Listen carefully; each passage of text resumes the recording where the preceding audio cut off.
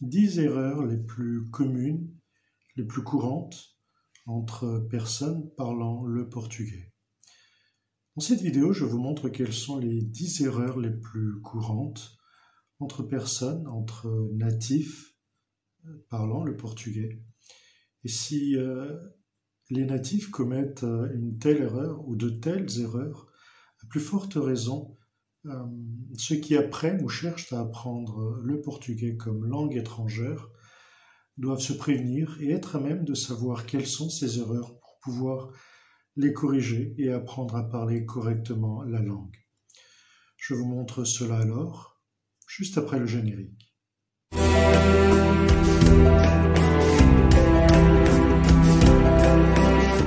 Bonjour, c'est Philippe, bienvenue sur ma chaîne. D'ailleurs, si vous êtes nouveau, n'hésitez pas à vous abonner puisque je publie régulièrement par semaine. Donc voyons quelles sont les 10 erreurs les plus communes, les plus courantes également, afin de pouvoir savoir comment les corriger et être à même de parler correctement la langue ou le portugais. Et en fait, parmi les erreurs les plus courantes, certaines sont assez communes. Donc, cherchez à savoir avec moi quelles sont ces 10 erreurs. Quelles sont les 10 erreurs les plus communes en portugais? Bien sûr, il y en aura davantage, mais je pense que celles-ci sont les 10 les plus communes entre portugais. Et à plus forte raison, donc, qui cherche à apprendre le portugais comme langue étrangère doit savoir quelles sont ces erreurs afin d'être à même de pouvoir les corriger et parler un portugais correct. En fait, on s'aperçoit vite que la plupart des grandes erreurs ont trait à la faible maîtrise d'un portugais, peut-être un portugais basique, au niveau peut-être d'une syntaxe basique, pour ne pas mentionner l'élément linguistique et grammatical. Donc je pense que probablement, d'ailleurs, en français, il y aura ces mêmes difficultés pour qui cherchent à apprendre la langue.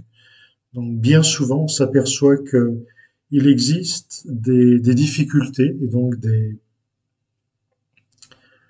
des erreurs au niveau de la linguistique et de la grammaire. Et en fin de compte, parlant concrètement du portugais, ce que l'on ce que l'on peut dire, en quelque sorte, c'est que depuis que le nouvel accord de l'orthographe est entré en vigueur, il y a quelques années, euh, en fait, celui-ci est devenu une excuse pour qui se trompe, soit à l'écrit, soit à l'oral. Donc, c'est en quelque sorte une justification pour commettre des erreurs. Et, et ce dont on s'aperçoit, c'est qu'il y a des erreurs pour tous les goûts, en fait. Les erreurs d'orthographe sont les plus courantes, bien évidemment, mais certaines personnes ont du mal à faire, par exemple, la concordance, la pronominalisation, d'autres séparent, par exemple, fréquemment le sujet du prédicat avec des virgules, etc., etc. Donc, on pourrait passer la journée à énumérer euh, certaines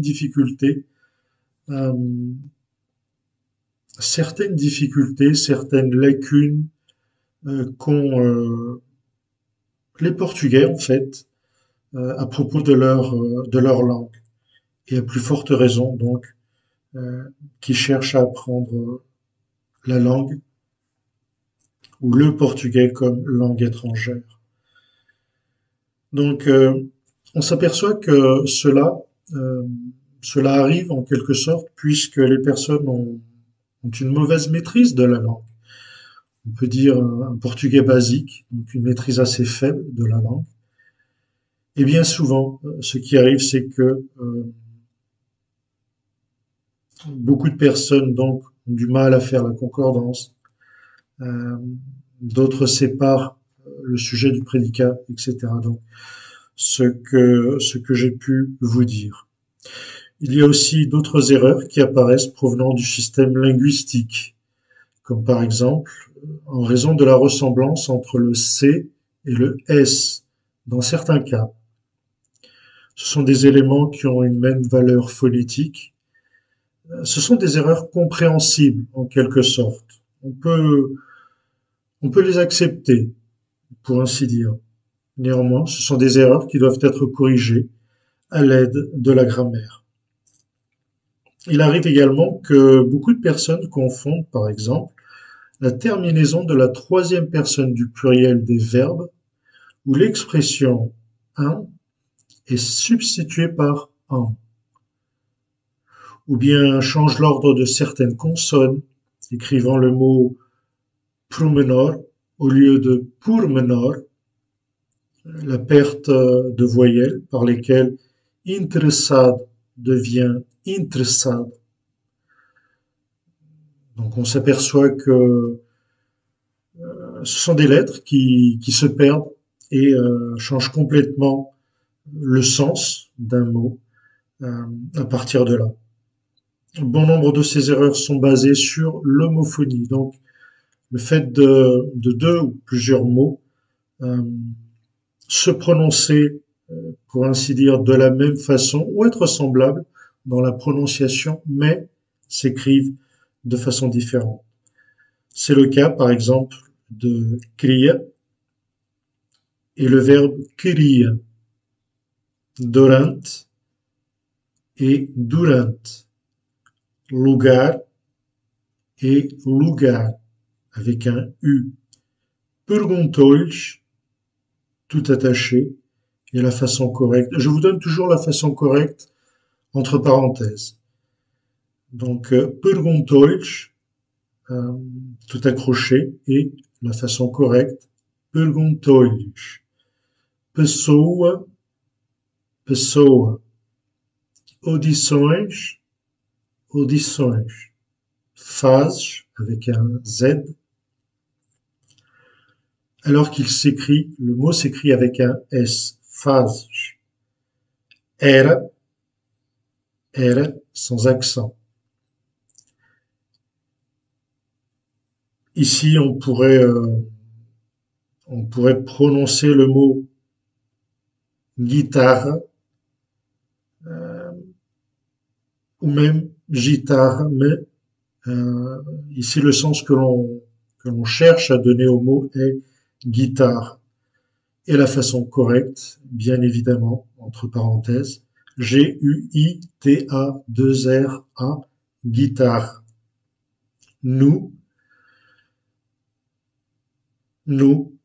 entre parenthèses. Bien que le mot nu, donc dénudé, nu, sans vêtements, sans quoi que ce soit, nu, s'écrivent de cette façon, mais dans ce cas, j'ai voulu citer le mot avec le sens, nous. Donc c'est l'expression qui veut dire dans, non pas nu, nous, sans vêtements, dénudés, mais plutôt l'expression dans, nous. Ora, encore une fois entre parenthèses, le mot heure, ora. Nem et nem, ni en français. Subiu, avec un O, façon incorrecte. Façon correcte, subiu, avec un U à la fin. Cócega, chatouille, mais entre parenthèses, cócegas, au pluriel, et avec un E dans la deuxième syllabe. Donc, comme vous pouvez le voir, ce sont des erreurs qui arrivent parce que sur la base de l'homophonie, les personnes se situent un peu par ce qu'elles entendent et cherchent donc à reproduire à l'écrit ce qu'elles entendent. Et bien souvent, ce sont ces problèmes-là que l'on retrouve comme nous venons de les considérer. Mais abordons ou allons directement au cœur du sujet. Concrètement, donc, les 10 erreurs les plus communes en portugais. Erreur numéro 1. Par exemple, a Clara foi à feira. Claire est allée à la foire ou à la fête foraine. On restera sur la foire. Claire est allée à la foire. Mais dans tous les cas, donc dans tous les exemples que je vous donne, le mauvais exemple ou la façon incorrecte d'écrire le mot que l'on cherche à mettre en évidence est dans le premier exemple. Donc le premier exemple est toujours le mauvais exemple. D'ailleurs, je l'ai mis en rouge pour que vous puissiez vous situer. A Clara foi à feira. Façon correcte. A Clara foi à feira. Remarquez que l'erreur commune est d'utiliser le verbe haver, avoir, qui est aussi un verbe auxiliaire en portugais. Donc l'erreur est d'utiliser le verbe avoir, haver, pour décrire le passage du temps. Donc dans le premier cas, on a utilisé de façon incorrecte, bien évidemment, je le répète une fois de plus, de façon incorrecte le verbe avoir alors qu'on aurait dû mettre la préposition. Erreur numéro 2. Hades conseguir obter esse emprego. Façon correcte, has de conseguir obter esse emprego. En quelque sorte, ici, on cherche à dire tu finiras par obtenir cet emploi. Mais remarquez que, une fois de plus, il y a une confusion. Donc l'erreur commune est sur une confusion à propos de l'utilisation de has de, deuxième personne du singulier du présent de l'indicatif, du verbe avoir, avec la préposition de. Donc la façon incorrecte est dans le premier cas, première phrase, et la façon correcte, donc façon d'écrire correctement ce que l'on veut dire, est par un H-A-S-D-E, donc H de au lieu de A de. H de conseguir obter esse emprego. Erreur numéro 3. Já fizestes os trabalhos de casa? Façon correcte. Já fizeste. Remarquez qu'il n'y a pas d'S à la fin. Já fizeste os trabalhos de casa? Donc l'erreur commune se situe une fois de plus sur une confusion. Donc confondre la deuxième personne du singulier avec la deuxième personne du pluriel du verbe fazer, faire, au passé composé. Donc alors que on cherche à dire as-tu fait les travaux,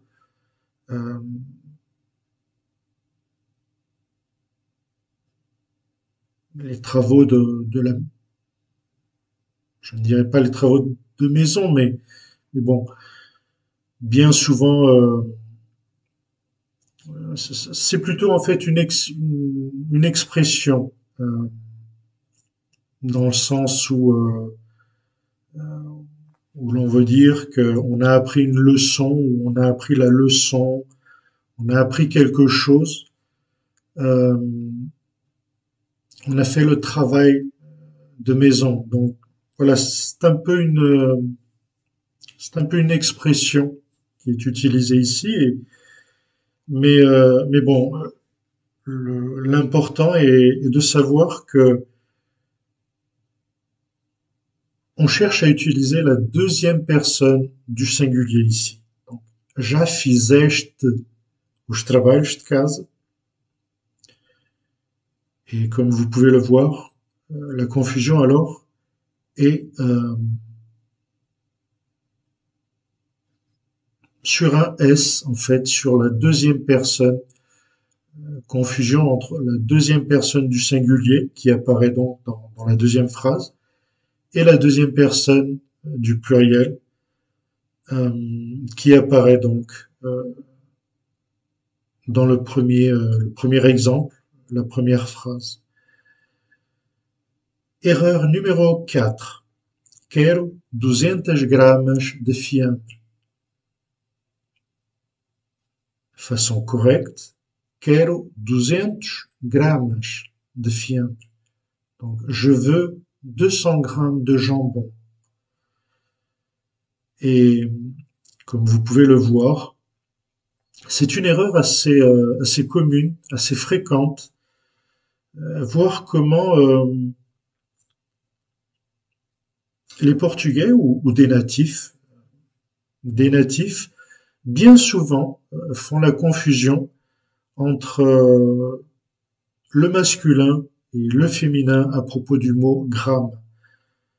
Alors que l'on peut penser, par le fait que le mot se termine par un A, gramme, on aurait tendance à croire que le mot est féminin, et ce n'est pas le cas. Gramme est masculin, donc on dira 200 gramas. Erreur numéro 5. A polícia interviu naquela confusão que houve na rua.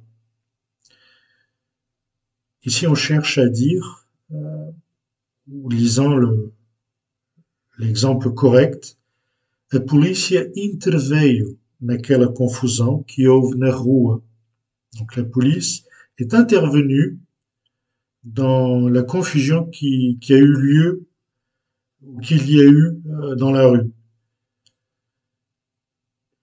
Remarquez que l'erreur ici, une fois de plus, est une confusion, et de confondre interver, donc le verbe entrevoir,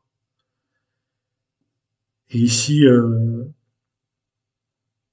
les deux verbes, il s'agit de deux verbes bien distincts, puisque dans le premier cas, on a utilisé le verbe voulant utiliser le deuxième, intervir, on a utilisé, par cette façon d'écrire, on a utilisé le premier verbe, intervir, qui veut dire, traduit, veut dire entrevoir. Alors que ce que l'on cherche à dire est que la police est intervenue, donc verbe intervenir. Et dans les deux cas, donc passé composé en portugais ou pretérito perfeito. Erreur numéro 6. Ela tem uma obsessão por bonecas de pano. Exemple correct. Ela tem uma obsessão por bonecas de pano.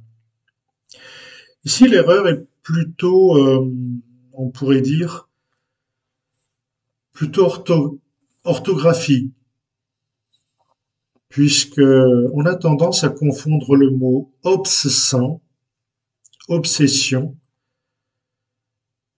avec le mot obcecado. Ce sont des mots qui peuvent avoir une certaine ressemblance, mais sont différents. Donc ici, on pourrait éventuellement se limiter à une erreur d'orthographe, mais c'est bien plus, puisque la tendance est de confondre le mot obsessant avec un S et le mot obcecado, donc avec un C. Erreur numéro 7. É um facto que existem sentimentos entre eles. Façon correcte, é um facto que existem sentimentos entre eles. C'est un fait qu'il existe des sentiments entre eux. Donc ici, l'erreur s'appuie sur une interprétation en quelque sorte du nouvel accord orthographique, puisque ce mot a acquis deux graphies. Donc il a deux façons, de s'écrire. Mais le problème entre guillemets, c'est de croire toujours que le mot a perdu le C, ce qui n'est pas le cas. Il a simplement deux façons de s'écrire. D'où l'erreur, croire que le mot ait pu perdre le C. Erreur numéro 8. Eles vêm a dobrar. Façon correcte de ce que on a voulu dire. Eles vêm a dobrar. Ici, on cherche à dire qu'ils, au pluriel, ils voient double. Donc, ils ont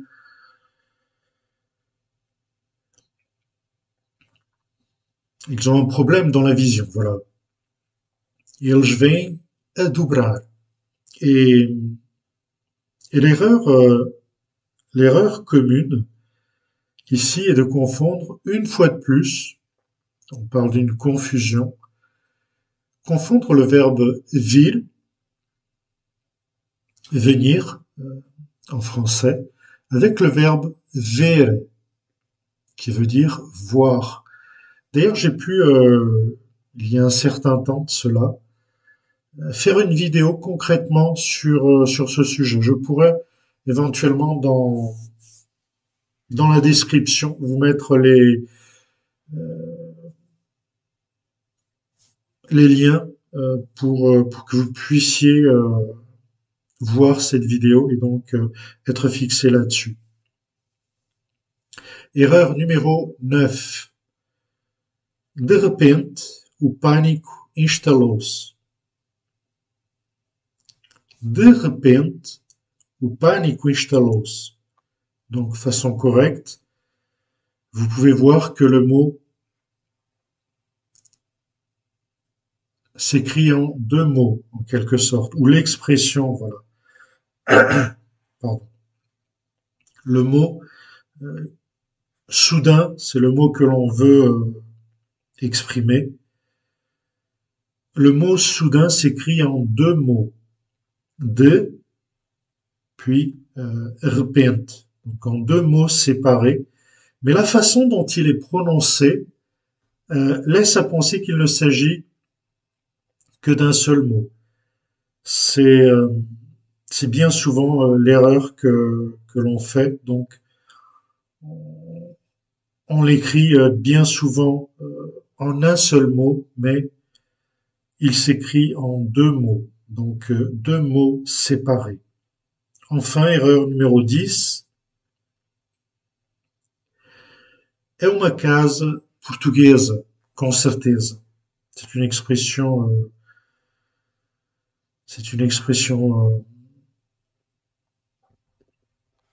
que vous pourrez entendre bien souvent et qui veut dire c'est une maison portugaise, bien évidemment.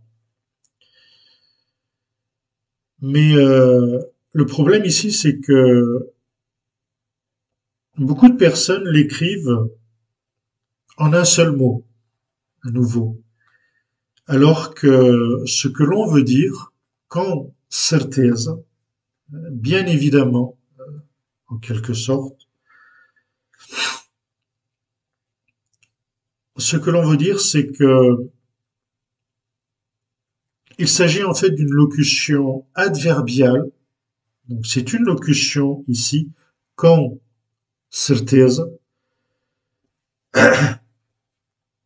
Il s'agit d'une locution adverbiale, bien que de nombreuses personnes la voient comme un adverbe. Donc ici, la façon correcte est la locution. Non pas l'adverbe, mais la locution, donc en deux mots séparés.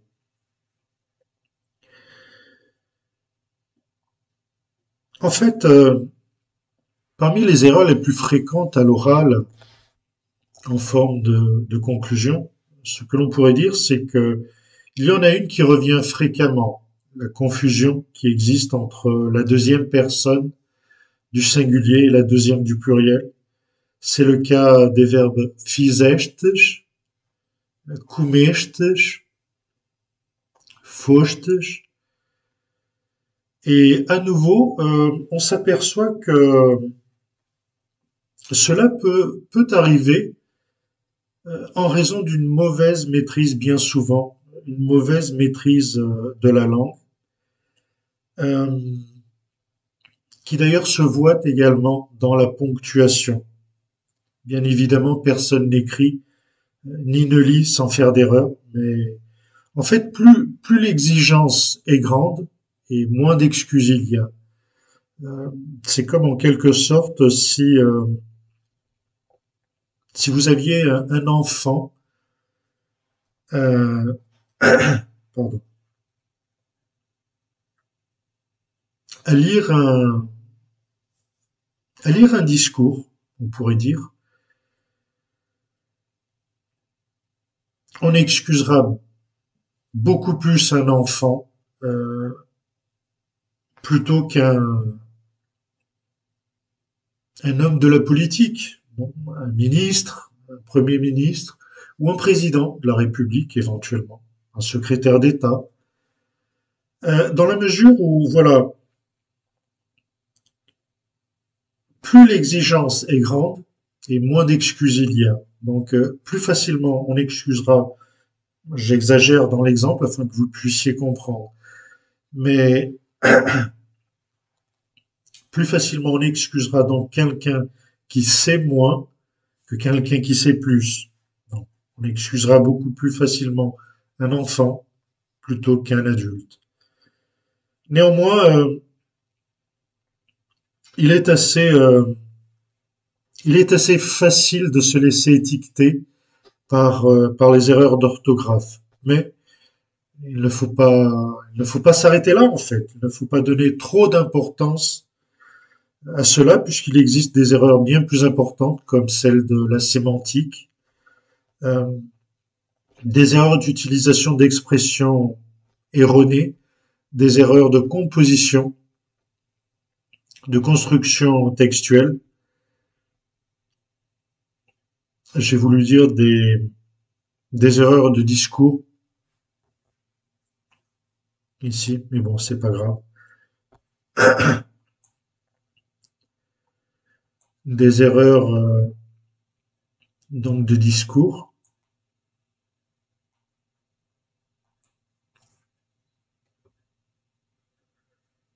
de construction textuelle.